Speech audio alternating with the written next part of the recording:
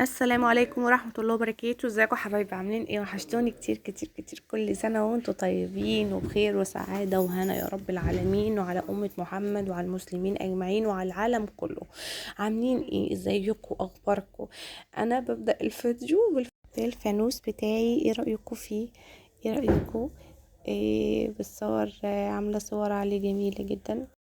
انا واولادي وجوزي. ايه رايكم فيه؟ حبيت اوريه لكم. ده بقى بدايه الفيديو بتاعي. ايه عامله بقى محشي وممبار وملوخيه بقى. ايه رايكم؟ يلا نصلي على الرسول المصطفى عليه افضل الصلاه والسلام. حبيبي يا رسول الله. هنا طبعا انتوا عارفين بقى، او مصر كلها بتعمل محشي اول يوم رمضان. كل سنه وحضراتكم كلكم طيبين. بعمل معاكم هنا الكوسه والفلفل والكرنب وورق العنب. بقور معاكم الكوسه اول، يعني بوريكم انا بعمل ازاي الكوسه بالشكل اللي انتوا شايفينه ده. خلاص كده، يعني ايه، انا بعمل واحده معاكم، مش هعمل الكوسه كلها معاكم. وده الفلفل بتاعي. تمام يا حبايبي، ما تنسونوش باللايك والاشتراك والشير عشان يوصل لكم مني كل جديد.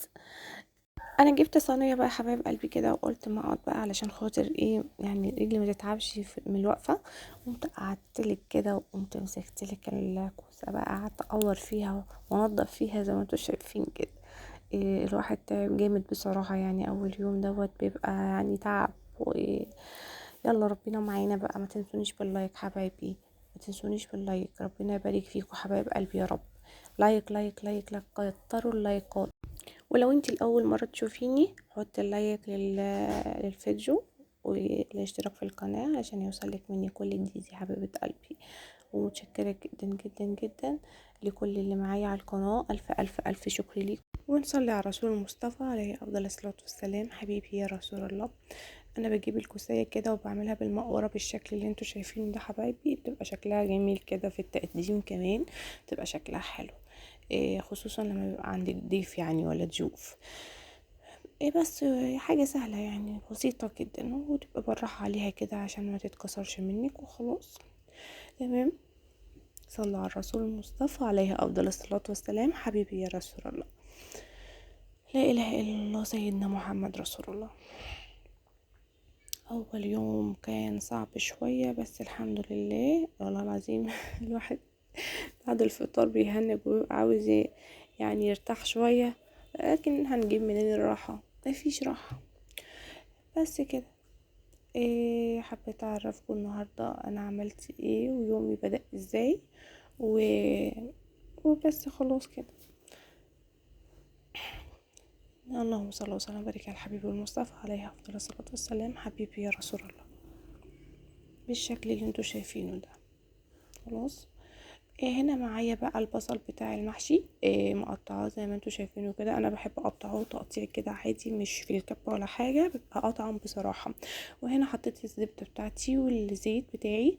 فانا طبعا انا مش هحط البصل كله المره دي، انا هحط نص البصل. والبصل هتشوفوا الوقت معايا، انا نزلت الكميه، نص الكميه، والكميه التانية هسيبها، هنشوف هنعمل فيها ايه بعد شويه. انا قلت لكم انا بحب ان انا يعني اغير في المحشي كل مره، بيبقى يعني تغيير وكده، وطعمه مختلف عن اللي قبله، بيبقى اطعم واطعم يعني. تمام يا حبايبي. احنا عارفين ان انتوا عارفين ان انا عملت معاكم المحشي كتير على القناه، بس قلت شوفوا الطريقه دي كمان ممكن تعجبكم. هنا معايا ورق عنب برضو. ايه بف... شلته من البرطمان كده حبايبي، وهسخن حبه ميه كده، وهضيف ملح فيها، وهنزله كده. بصوا يعني تبلوه كده وتطلعوه علشان خاطر ما يتهرش مننا. تمام. انا بفرده بالشكل اللي انتوا شايفينه ده.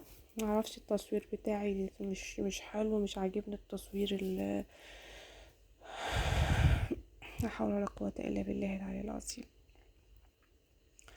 كده بالشكل اللي انتوا شايفينه ده. انا بفرده كله، كل الكمية شلتها من البرطمان وبفردها بالشكل ده. بقولكوا تعالوا بقى نشوف هنعمل ايه.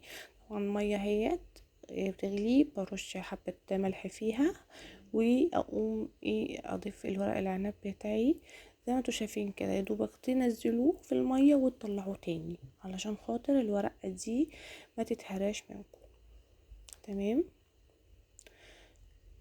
بس كده انا دلوقتي كده خلاص اهوت، هطلعه تاني بالشكل اللي انتوا تشوفوه ده، واحطه في المصفى وايه، اسيبه بقى. انا كده بطلعه اهوت حبيبي. لا حول ولا قوة الا بالله العلي العظيم، لا اله الا انت سبحانك اني كنت من الظالمين. كده خلاص، ايه طلعتهم كلهم كده خلاص، وفردتهم علشان خاطر ايه، ما يتهروش مني. تمام بالشكل ده. انا طبعا مفرزه الكرنب، كان عندي كرنبايه وكده ما عملتهاش كلها، عينت حبه وهم دول اللي انا هحشيهم النهارده مع التشكيله بتاعه المحشي بتاعتي. وكده خلاص حبايبي، وكان عندي بومبار برضو حشيته. وكده خلاص، هنا خلاص، هنا البصلة بتاعتي بدأت تحمر معايا اهي. هنضيف الصلصة بتاعتي. هنا التوم اللي احنا مفرزينه سوا، حطيت معلقة كده حلوة التوم يا حبايب قلبي بيخلي المحشي جميل جدا جدا، بيوديه في حتة تانية خالص. وعلى فكرة مش المحشي وبس، التوم في كل الاكلات بيخلي الريحة والطعم حكاية ما شاء الله. هنا برضو الطماطم اللي مفرزينها سوا حبايبي برضو، نزلت كسين كده. تمام خلاص، هنا ساحة الطماطم نزلت كمية البصل الباقيين اللي انا كنت سبتهم معاكم، وقلت لكم هنشوف هنعمل فيهم ايه اهوت.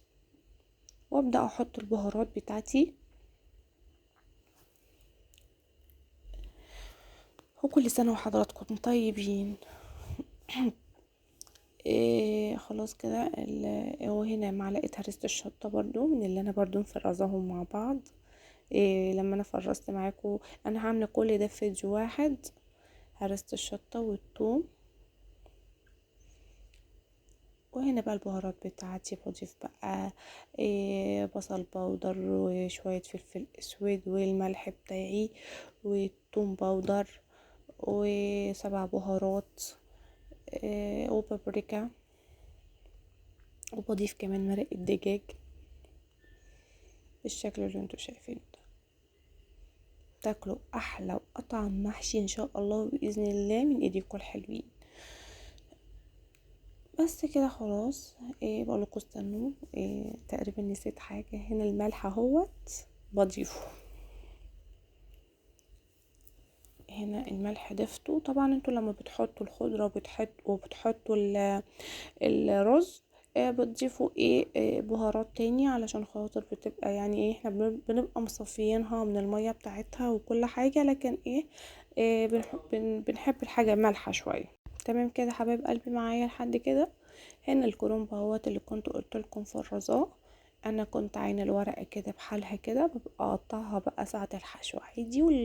وعندي الكوسه والفلفل هما زي ما انتوا شايفين، غسلتهم وزي ما انتوا شايفين، والورق العنب. تمام حبايبي، هو ده كمان خلاص اهوت. هنبدا بقى نحشي.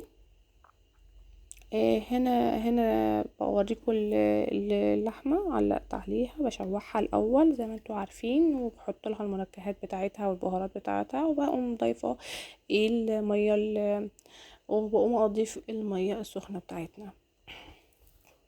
خلاص هنا يعني كنت عملت العقد وكل حاجه استوت اهيت. والبومبار بوريه لكم كنت حشيته برضو وبحمره اهوت. وده الشكل النهائي بتاعنا يا حبايب قلبي.